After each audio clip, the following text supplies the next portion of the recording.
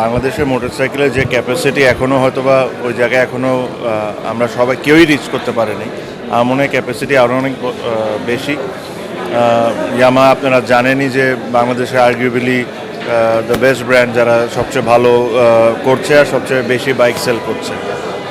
So এদের সাথে আমি যুক্ত হয়ে আমি নিজেও খুশি, বাট আমার জন্য মোর ইম্পর্টেন্টলি ছিল যে কস্ট বলেন এইগুলো নিয়ে আমি অত কিছু চিন্তা করিনি। যেহেতু এটা আমি চিটাগংয়ে শোরুম করছি, চিটাগংয়ে ডিলারশিপ নিচ্ছি, তো আমি চাচ্ছিলাম যে একটা ল্যান্ডমার্ক, একটা এমন একটা শোরুম করতে পারি যেটা মানুষ এটা নিয়ে আলোচনা করে।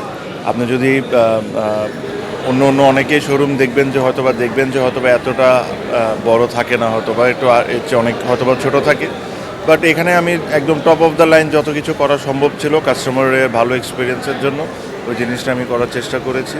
আমি আশা করব চিটাগংয়ের বাসী যারা আছেন ওনারা আসবেন, সার্ভিসটা নেবেন, আমার প্রোডাক্টগুলো ওনারা কিনবেন।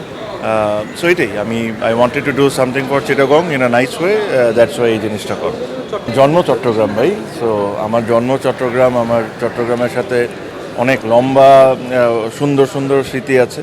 আর আমার কাছে মনে হয় চিটাগংয়ের যারা মানুষজন এখনও অনেক ভালো জিনিস তাদের এখনও দেখার বাকি আছে। এটা খালি এই শোরুম বা আমার বিষয় না, অন্য যে কোনো বিষয়। যেরকম ঢাকা যেভাবে করে আগাচ্ছে, ওই হিসাবে Chittagong probably the second biggest city বলতে পারেন। সো ওই দিক থেকে চিটাগং হয়তো বা এখনও ওই জায়গায় এখনও আসতে পারেনি। আই এম শিওর স্লোলি আমিও চিটাগংয়ে খুব বেশি এখন আসা হয় না, বাট আমিও দেখতেছি যে বেশ ডেভেলপমেন্ট হচ্ছে।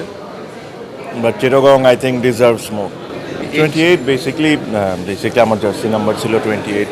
ওই নামেই আমার আরও এক দুটা যে বিজনেসের সাথে আমি ইনভলভ, এই 28-এর নামেই আছে। সো এই কারণেই এটার অন্য কোনো রহস্য নাই, সবাই কম বেশি বুঝে যে 28 মানেটা কি, স্পেশালি যেখানে আমি ইনভলভ থাকি।